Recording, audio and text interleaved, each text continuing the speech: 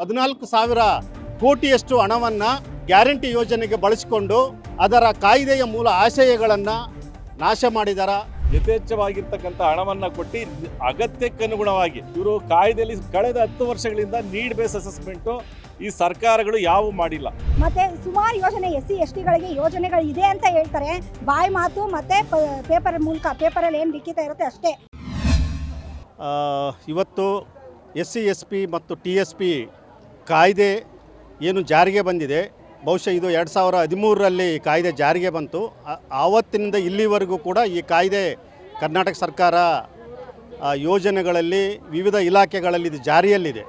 ಭಾಳ ಮುಖ್ಯವಾಗಿ ಈ ಯೋಜನೆ ಕಳೆದ 2013ರಿಂದ 2024ರವರೆಗೂ ಈ ಯೋಜನೆಗೆ ಸುಮಾರು ಪ್ರತಿ ವರ್ಷ ಸಾವಿರಾರು ಕೋಟಿ ಹಣವನ್ನು ನಿಗದಿ ಮಾಡ್ತಿದ್ದಾರೆ. ಹಾಗಾಗಿ ಕಳೆದ ವರ್ಷ 2024-25ರ ಸಾಲಿನಲ್ಲಿ 39,000 ಕೋಟಿಯಷ್ಟು ಅನುದಾನವನ್ನು ಮೀಸಲಿಟ್ಟಿದ್ದರು. ಆ ಅನುದಾನದಲ್ಲಿ ವಿಶೇಷವಾಗಿ ಈ 5 ಗ್ಯಾರಂಟಿ ಯೋಜನೆಗಳಿಗೆ ಸುಮಾರು 14,00,000 ಕೋಟಿಯಷ್ಟು ಹಣವನ್ನು ಈ ಗ್ಯಾರಂಟಿ ಯೋಜನೆಗೆ ಬಳಸಿಕೊಂಡು ಅದರ ಕಾಯ್ದೆಯ ಮೂಲ ಆಶಯಗಳನ್ನು ನಾಶ ಮಾಡಿದ್ದಾರೆ. ಆ ಕಾಯ್ದೆಯಲ್ಲಿ ಏನು ಈ ಸಮುದಾಯ SC ST ಸಮುದಾಯಗಳ ಸಮಗ್ರ ಅಭಿವೃದ್ಧಿಗೋಸ್ಕರ ಅವರ ಆರ್ಥಿಕ, ಸಾಮಾಜಿಕ, ಶೈಕ್ಷಣಿಕ ಇನ್ನಿತರೆ ಎಲ್ಲ ಕ್ಷೇತ್ರಗಳಲ್ಲಿ ಅಭಿವೃದ್ಧಿ ಮಾಡೋದಕ್ಕೆ ಬಂದಿರತಕ್ಕಂಥ ಈ ಕಾಯ್ದೆ ಅಥವಾ ಈ ಶಾಸನದಲ್ಲಿ ಇವತ್ತು ಅದು ಅತ್ಯಂತ ದುರ್ಬಳಕೆ ಆಗ್ತಾ ಇದೆ. ಅತಿ ಹೆಚ್ಚು ಈ ಸಮುದಾಯಗಳಿಂದ ವಂಚನೆಯಾಗ್ತಾ ಇದೆ. ಆ ಕಾರಣದಿಂದ ಈ ಒಂದು ಕಾಯ್ದೆಯಲ್ಲಾಗುವಂಥ ಈ ರೀತಿಯ ದುರ್ಬಳಕೆಯನ್ನು ಕೂಡಲೇ ರಾಜ್ಯ ಸರ್ಕಾರ ನಿಲ್ಲಿಸಬೇಕು.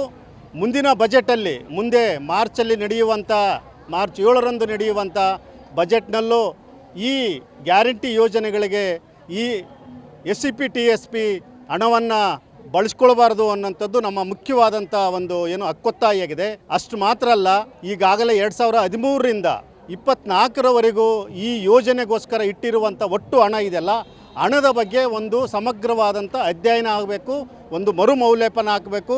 ಇದು ಎಷ್ಟರ ಮಟ್ಟಿಗೆ ಈ ಸಮಾಜಕ್ಕೆ, ಈ ಸಮುದಾಯಗಳಿಗೆ ಇದರ ಪಾಲು ಸಿಕ್ಕಿದೆ ಅಥವಾ ಈ ಸಮುದಾಯ ಎಷ್ಟು ಅಭಿವೃದ್ಧಿ ಆಗಿದ್ದಾರಾ ಅಥವಾ ಈ ಹಣದಿಂದ ಈ ಸಮಾಜದ ಮುಖ್ಯವಾಹಿನಿಗೆ ಬರೋದಕ್ಕೆ ಸಾಧ್ಯತೆ ಆಗಿದೆ ಅನ್ನೋದ್ರ ಬಗ್ಗೆ ಒಂದು ಸಮಗ್ರವಾದಂಥ ಒಂದು ಮರುಮೌಲ್ಯಮಾಪನವನ್ನು ಮಾಡಿ ಒಂದು ಶ್ವೇತಪತ್ರವನ್ನು ಹೊರಡಿಸಬೇಕು ಅನ್ನೋಂಥದ್ದನ್ನು ಕೂಡ ಮುಖ್ಯವಾದಂಥ ಒಂದು ಕಾರಣ ಇಟ್ಕೊಂಡಿದ್ದೀವಿ.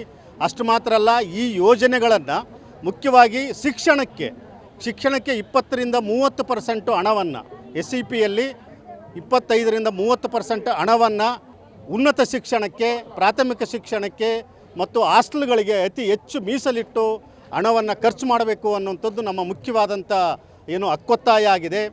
ಅಷ್ಟು ಮಾತ್ರ ಅಲ್ಲ, ವಿಶೇಷವಾಗಿ ವಿದ್ಯಾರ್ಥಿಗಳಿಗೆ ಕಳೆದ ವರ್ಷದಿಂದ ಇವತ್ತಿನವರೆಗೂ ಸರಿಯಾಗಿ ಸ್ಕಾಲರ್ಶಿಪ್ಗಳಿಲ್ಲ.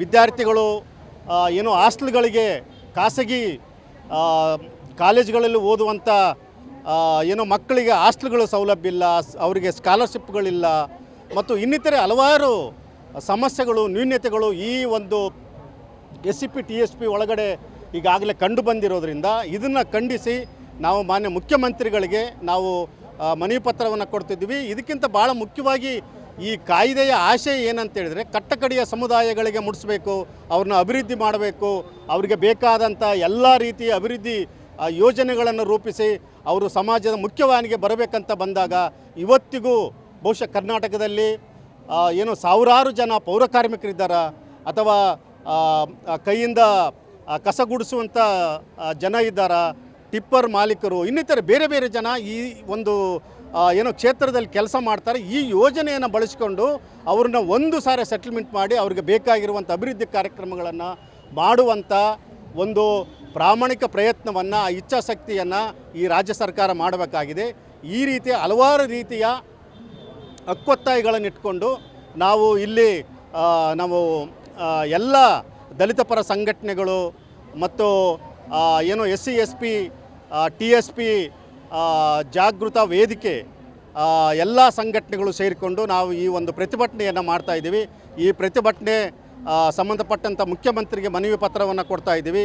ಹಾಗೇನೇ ಸಮಾಜ ಕಲ್ಯಾಣ ಮಂತ್ರಿಗಳಿಗೂ ಕೂಡ ಮನವಿ ಪತ್ರವನ್ನು ಕೊಟ್ಟು ಈ ಸಮಸ್ಯೆಗಳ ಬಗ್ಗೆ ಸಮಗ್ರವಾಗಿ ಚರ್ಚಿಸಿ ಮುಂದಿನ ದಿನಗಳಲ್ಲಿ ಸರ್ಕಾರ ಏನಾದರೂ ಇದನ್ನು ಕ್ರಮ ತೆಕ್ಕೊಂಡಿಲ್ಲ ಅಂದರೆ ನಾವು ಮುಂದಿನ ದಿನಗಳಲ್ಲಿ ಮತ್ತೆ ನಮ್ಮ ಹೋರಾಟವನ್ನು ಪ್ರಾರಂಭ ಮಾಡಬೇಕಾದಂಥ ಅನಿವಾರ್ಯತೆ ಇದೆ ಅಂತ ಈ ಸಂದರ್ಭದಲ್ಲಿ ನಾವು ಹೇಳ್ತಾ ಇದ್ದೀವಿ. ನಿಮ್ಮ ಈ ದಿನ .com ನಮ್ಮ ಕರ್ನಾಟಕ ಎಂಬ ವಿಶೇಷ ಸಂಚಿಕೆಯನ್ನು ನಿಮಗಾಗಿಯೇ ಹೊರತಂದಿದೆ. ಕರ್ನಾಟಕದ 50 ವರ್ಷಗಳ ಎಲ್ಲ ವಿಷಯಗಳನ್ನು ಒಮ್ಮೆಗೆ ಓದಿ ನಿಮ್ಮ ಮಕ್ಕಳಿಗೂ ಓದಿಸಿ. ಇನ್ನೇಕೆ ತಡ, ಕರೆ ಮಾಡಿ ಅತ್ಯುತ್ತಮ ಪುಸ್ತಕವನ್ನು ನಿಮ್ಮದಾಗಿಸಿಕೊಳ್ಳಿ. ಇವತ್ತು ಸಾಮಾಜಿಕ ನ್ಯಾಯಕ್ಕಾಗಿ ಪರಿಶಿಷ್ಟ ಜಾತಿಗಳ ಒಕ್ಕೂಟ ಮತ್ತು SC SC TSA ಜಾಗೃತಿ ವೇದಿಕೆ ಬೆಂಗಳೂರಿನಿಂದ ಇವತ್ತೇನು ಪರಿಶಿಷ್ಟ ಜಾತಿ ಮತ್ತು ಪರಿಶಿಷ್ಟ ಪಂಗಡದವರ ಅಭಿವೃದ್ಧಿಗೆ ಅಂತ ಹೇಳಿ 2013ರಲ್ಲಿ ಜಾರಿಯಾದಂಥ ಏನು ಕಾಯ್ದೆ ಇದೆ, ಈ ಕಾಯ್ದೆಯ ಉದ್ದೇಶ ಸ್ಪಷ್ಟವಾಗಿ ಪರಿಶಿಷ್ಟ ಜಾತಿ ಮತ್ತು ಪರಿಶಿಷ್ಟ ಪಂಗಡಗಳ ಸಮಾಜೋ ಆರ್ಥಿಕ ಅಭಿವೃದ್ಧಿಯನ್ನು ಮಾಡೋದ್ರ ಜೊತೆಯಲ್ಲಿ ಅವರ ಒಂದು ಅಭಿವೃದ್ಧಿ ಅಂತರವನ್ನು ಕಡಿಮೆ ಮಾಡ್ತಕ್ಕಂಥ ಒಂದು ಪ್ರಕ್ರಿಯೆಯನ್ನು ಇವತ್ತು ಈ ಸರ್ಕಾರ ಮಾಡಿರ್ತಕ್ಕಂಥದ್ದಿದೆ. ಕಳೆದ 10 ವರ್ಷಗಳಲ್ಲಿ ಈಗಾಗಲೇ 2,20,000 ಕೋಟಿ ರೂಪಾಯಿಗಳನ್ನು ಪರಿಶಿಷ್ಟ ಜಾತಿ ಮತ್ತು ಪರಿಶಿಷ್ಟ ಪಂಗಡಗಳ ಅಭಿವೃದ್ಧಿಗೆ ಅಂತ ಹೇಳಿ ಹಂಚಿಕೆ ಮಾಡಿದ್ದೀವಿ ಅಂತ ಹೇಳ್ತಾ ಇದ್ದಾರೆ. ಆದರೆ ಇವತ್ತು ಇಡೀ ರಾಜ್ಯದಲ್ಲಿ 1,08,00,000 ಪರಿಶಿಷ್ಟ ಜಾತಿ ಪರಿಶಿಷ್ಟ ಪಂಗಡದ ಅಭಿವೃದ್ಧಿ ನೋಡಿದರೆ, ನಾವು ತಳಮಟ್ಟಕ್ಕೆ ಹೋಗಿ ನೋಡಿದರೆ ಅದರ ಅಭಿವೃದ್ಧಿ ಅಂತಕ್ಕನ್ನೋದು ಶೂನ್ಯ ಆಗಿರ್ತಕ್ಕಂಥದ್ದಿದೆ. ಇದಕ್ಕೆ ನಾವು ಕಳೆದ 10 ವರ್ಷದ ಒಂದು ಡಾಟಾ ಅನಲೈಸನ್ನು ಸಹ ನಾವು ಮಾಡಿರ್ತಕ್ಕಂಥದ್ದಿದೆ. ಈ ಡಾಟಾ ಅನಲೈಸ್ನಲ್ಲಿ ಯಾರು ನಿಜವಾದಂಥ 101 ಜಾತಿ ಪರಿಶಿಷ್ಟ ಜಾತಿಯವರಿದ್ದಾರೆ, ಹಾಗೆ STL ಬರ್ತಕ್ಕಂಥ ಸುಮಾರು 48ರಿಂದ 52 ಜಾತಿಗಳೇನು ಬರ್ತವೆ, ಈ ಜಾತಿಗಳಿಗೆ ಸಾಮಾನ್ಯ ಜನರಿಗೆ ಇದುವರೆಗಾಗಿ ಒಂದು ಸಾಲ ಸೌಲಭ್ಯ ಆಗಲಿ, ಒಂದು ಯೋಜನೆಯ ಉಪಯೋಗ ಪಡಿಕೊಳ್ಳಲಿಕ್ಕೆ ಸಾಧ್ಯ ಆಗಿಲ್ಲ. ಹಾಗಾಗಿ ಇವತ್ತು ಏನು ಗ್ಯಾರಂಟಿಗಳಿಗೆ ಬಳಕೆ ಮಾಡ್ತಾ ಇರ್ತಕ್ಕಂಥ 52,000 ಕೋಟಿಗಳಲ್ಲಿ ಸುಮಾರು 14,000 ಕೋಟಿಗಳನ್ನು SCP TSP ಹಣದಲ್ಲಿ ತೆಗಿತಾ ಇದ್ದಾರೆ. ಈ ಹಣ ನೇರವಾಗಿ ಸಾಮಾನ್ಯ ಜನರಿಗೆ ಹೋಗುತ್ತೆ ಅಂತಕ್ಕನ್ನೋದು ಮಾನ್ಯ ಸಿದ್ದರಾಮಯ್ಯನವರು ಹೇಳ್ತಾ ಇದ್ದಾರೆ. ಆದರೆ ನಾವು ಹೇಳ್ತಾ ಇರ್ತಕ್ಕಂಥದ್ದು, ಚುನಾವಣೆ ಸಂದರ್ಭದಲ್ಲಿ ಇದನ್ನು ಸ್ಪಷ್ಟವಾಗಿ ನೀವು ಹೇಳ್ತಕ್ಕಂಥದ್ದು ಆಗಬೇಕಿತ್ತು. ಸಾಮಾನ್ಯ ಹಣದಲ್ಲಿ ಈ ಒಂದು ಗ್ಯಾರಂಟಿ ಯೋಜನೆಗಳಿಗೆ ಹಣವನ್ನು ಮೀಸಲಿಡಿ. SC ST ಹಣಕ್ಕೆ ಏನು ಮೀಸಲಿಟ್ಟಿದ್ರ, ಈ SC ST ಹಣಕ್ಕೆ ಮೀಸಲಿಟ್ಟಿರ್ತಕ್ಕಂಥದ್ದನ್ನ ಅವರ ಒಂದು ಆರ್ಥಿಕ ಅಭಿವೃದ್ಧಿಗೆ ನೀವು ಖರ್ಚು ಮಾಡಬೇಕು ಅಂತ ಕೇಳ್ತಾ ಇದ್ದೀವಿ. ಯಾಕಂದರೆ ಇವತ್ತು ನಿರುದ್ಯೋಗದ ಪ್ರಮಾಣ ಜಾಸ್ತಿ ಇದೆ. SC STಗಳಲ್ಲಿ ನಿರುದ್ಯೋಗಿ ಯುವಜನರಿದ್ದಾರೆ.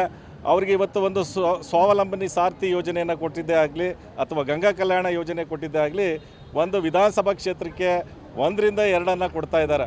ಅದು ಯಾವುದಕ್ಕೂ ಸಾಲ್ತಾ ಇಲ್ಲ. ಈ ಅಭಿವೃದ್ಧಿ ನಿಗಮಗಳು ಏನು ಆಗ್ತಾ ಇದ್ದಾವೆ, ಆದಿಜಾಂಬವ ಅಭಿವೃದ್ಧಿ ನಿಗಮ, ಅಂಬೇಡ್ಕರ್ ಅಭಿವೃದ್ಧಿ ನಿಗಮ, ತಾಂಡಾ ಅಭಿವೃದ್ಧಿ ನಿಗಮ, ಈ ಅಭಿವೃದ್ಧಿ ನಿಗಮಗಳಿಗೆ ಒಂದು ಯಥೇಚ್ಛವಾಗಿರ್ತಕ್ಕಂಥ ಹಣವನ್ನು ಕೊಟ್ಟು ಅಗತ್ಯಕ್ಕನುಗುಣವಾಗಿ ಇವರು ಕಾಯ್ದೆಯಲ್ಲಿ ಭಾಳ ಸ್ಪಷ್ಟವಾಗಿ ಹೇಳಿರ್ತಕ್ಕಂಥದ್ದು ನೀಡ್ ಬೇಸ್ ಅಸೆಸ್ಮೆಂಟ್ ಮಾಡ್ತೀವಿ ಅಂತೇಳಿ. ಕಳೆದ 10 ವರ್ಷಗಳಿಂದ ನೀಡ್ ಬೇಸ್ ಅಸೆಸ್ಮೆಂಟು ಈ ಸರ್ಕಾರಗಳು ಯಾವುವು ಮಾಡಿಲ್ಲ.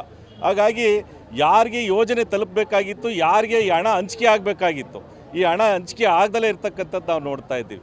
ಹಾಗಾಗಿ ಈ ಬಜೆಟ್ನಲ್ಲಿ ಈ ಎಲ್ಲವನ್ನು ಸರಿಪಡಿಸಿ ಒಂದು ಸಾಮಾಜಿಕ ನ್ಯಾಯವನ್ನು ಖಾತ್ರಿ ಮಾಡಬೇಕು ಅಂತೇಳಿ ಸರ್ಕಾರಕ್ಕೆ ಎಚ್ಚರಿಸೋದಕ್ಕೆ ಈ ಪ್ರತಿಭಟನೆಯನ್ನು ಮಾಡ್ತಾ ಇರ್ತಕ್ಕಂಥದ್ದಿದೆ. ಎಲ್ರಿಗೂ ಜೈ ಭೀಮ್.